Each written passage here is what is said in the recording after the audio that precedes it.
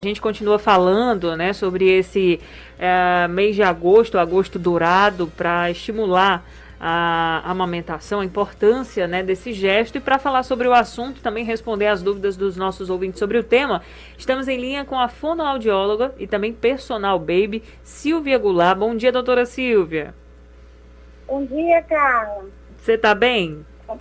Tudo jóia. É um prazer estar aqui com vocês hoje, tirando as dúvidas e trazendo um pouco mais de informação sobre esse mês tão importante, né, que é a representação mundial do leite materno, a importância dele para a vida dessas crianças. Sem dúvida, prazer todo nosso. Doutora Silvia, eu queria começar perguntando em que fase exatamente da gestação a grávida já precisa dar atenção para essa produção de leite, né? Por exemplo, a alimentação dessa futura mamãe. Tá. Na gestação, em relação à mama em si, a gente não faz nenhum procedimento. Deixa ela quietinha. Ela só vai ser realmente estimulada imediatamente após o parto.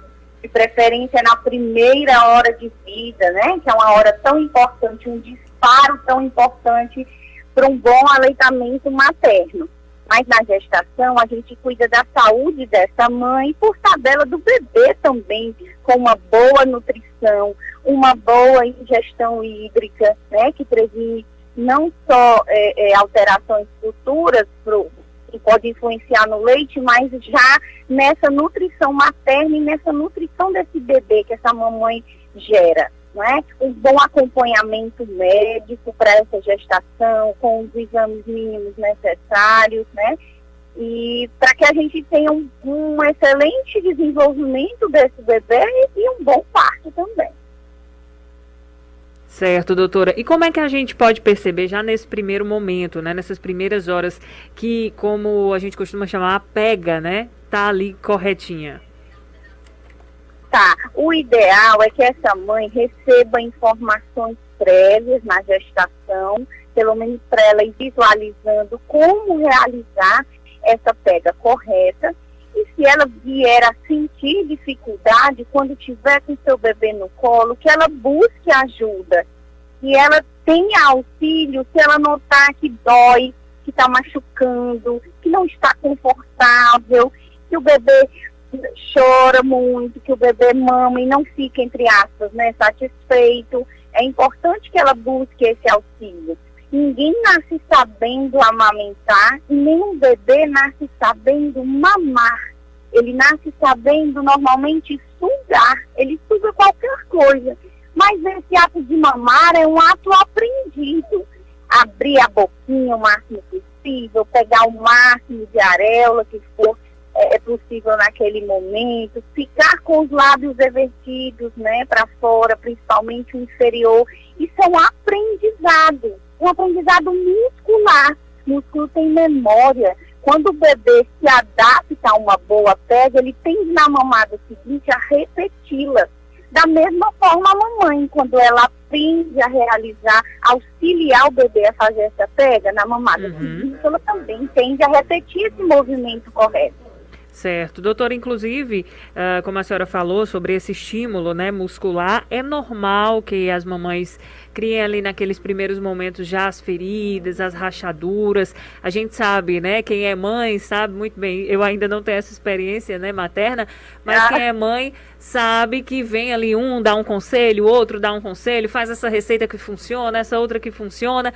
O que as mamães que estão passando por esse momento de amamentação com uma certa dificuldade a mais podem fazer em relação a esses ferimentos, essas rachaduras nos seios? Tá, é muito comum a gente notar que os leigos, né, no assunto, que dão pitacos, falam que é normal ferir. Ah, é normal, eu amamentei o meu filho com a boca cheia de sangue, né? A gente escuta muito isso dizer. Ah, com o tempo caleja. É verdade. Gente, não é normal abrir mama. Não é normal fissurar, sair sangue, abrir o peito, causar lesões, beber mamar sangue. Não é normal. Alguma coisa no processo está falho. E é preciso buscar uma ajuda nesse momento de um profissional com expertise nessas situações, para auxiliar a mãe a fazer uma boa pega, ter uma boa postura dela e do bebê na hora de mamar, E se nada disso resolver, chamar um fonoaudiólogo, porque é o único profissional capaz de identificar as disfunções orais, por exemplo, causadas pelo frênulo lingual curto, né? Uhum. Que a gente observa no famoso teste da linguinha quando o bebê nasce. Perfeito. Esses bebês com essas disfunções podem, sim, na maioria das vezes, causar muitas lesões e desconfortos na hora da mamada. É preciso estar atento. Amamentar com sangue, com corte, com fissura não é normal. Inclusive, doutora, tem até pergunta aqui da nossa ouvinte, Stacy Lima, exatamente sobre, é a terceira pergunta, sabe, sobre o teste da linguinha. Vamos ouvir a Stacy? Eu me chamo Stacy Lima e gostaria que fosse falado sobre a importância do teste da linguinha para a amamentação. Olha aí, a participação no final da pergunta. Foi justamente a ouvinte participou do que a gente estava falando, não é? O teste da linguinha é uma marca, né, de uma fonoaudióloga que criou esse teste, virou lei, é lei federal, as crianças têm que sair, ou têm o direito de sair da maternidade com esse teste, e é um teste que vai detectar justamente se o bebê tem o frênulo lingual curto, vulgarmente chamado de linguinha presa. Uhum. Então é um teste muito decisivo para a amamentação, por exemplo, porque se esse bebê não faz o teste, vai para casa com uma possível linguinha presa, as chances de se perder o aleitamento crescem muito, porque ele vai ferir a mama, ele não consegue extrair leite, porque quem retira leite do peito é língua eficiente, é músculo. O leite sai da mama por diferença de pressão. Então, se essa língua não está eficiente por algum motivo, esse bebê vai chorar com fome, vai fissurar essa mama e a mãe normalmente desiste de amamentar. Porque quem é que aguenta amamentar com dor, não é verdade? Então, é muito importante que esse teste seja realizado. Ainda na maternidade, atuando na prevenção, né, desse aleitamento materno, nessa proteção. Legal, doutora. Para quem ligou o rádio agora, nós estamos conversando com a doutora Silvia Goulart, que é fonoaudióloga e também personal baby, falando aqui sobre a importância da amamentação. Tem mais uma pergunta chegando agora aqui pra gente, vamos ouvir? Eu me chamo Poliana Costa, tive uma filha há poucos dias, estou em pleno puerpério e na avaliação foi visto que ela tem o queixo retraído, retrognatismo, o que cria um pouco de dificuldade para a amamentação. Então, minha dúvida é, o que eu posso fazer para melhorar a pega da bebê? E aí, doutora?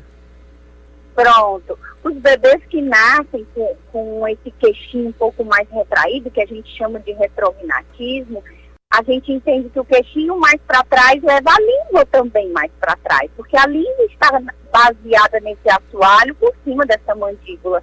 Então, o ideal seria esse bebê ser acompanhado por um fonoaudiólogo que fará exercícios, terapias e trará dicas para as mães para como trazer essa mandíbula um pouco mais para frente ao longo do processo da amamentação, promovendo um excelente crescimento facial. E que a amamentação faz isso naturalmente.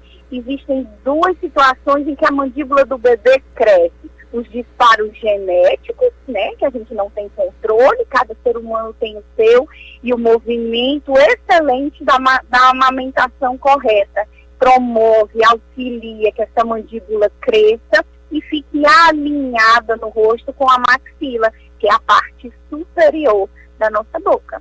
Então, é importante um acompanhamento com o fonoaudiólogo para avaliar essa retrognatia e trazer posições, posturas e exercícios para que esse crescimento ocorra da melhor forma possível. Uma última pergunta, vamos lá. Olá, meu nome é Poliana Rocha.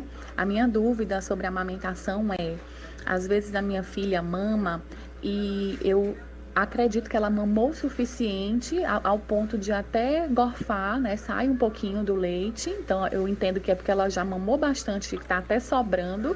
Mas, logo em seguida, ela dá sinais de fome. Será que eu estou enganada? É um sinal de outra coisa? Porque, aparentemente, ela só acalma quando volta a mamar. Boa, Poliana. Vamos lá, Poliana. Olha, a gente precisa saber que idade esse bebê tem, se o ganho de peso está adequado, E dependendo da fase em que ele se encontre, muitas vezes o bebê tem muitos desconfortos abdominais. E esses desconfortos fazem com que ele queira sugar o tempo todo para ficar confortável. E o bebê que mama exclusivo vai à mama com muita frequência. Então as mães sempre acham que o bebê vai para o peito só para se nutrir em termos calóricos, né? E o bebê vai à mama para se nutrir de todas as suas necessidades fisiológicas entre 0 e 6 meses. Então a gente precisa saber se o ganho de peso está correto, e a segunda coisa, que idade esse bebê tem, porque bebês entre 15 dias de vida e 2 meses têm uma necessidade intensa de sugar, tem cólicas, tem desconfortos abdominais fisiológicos que são normais para a idade e que vão fazer ele buscar essa mãe com muita frequência, mas não necessariamente por fome, tá? Mas pela necessidade de sucção, que traz conforto e organização para o sistema nervoso central. Perfeito. Olha, doutora Silvia, queria muito agradecer sua participação aqui no Jornal Jangadeiro. Dizer também aos nossos ouvintes, quem chegou agora no finalzinho, estamos em live no YouTube e Facebook do Jornal Jangadeiro. Se você perdeu algum trecho, quer reescutar e compartilhar alguma das respostas da doutora Silvia, toda a nossa live fica salva ao fim do jornal. Obrigada, viu, doutora? Bom dia. Muito obrigada, Carla. Um bom dia para você. Tchau, tchau.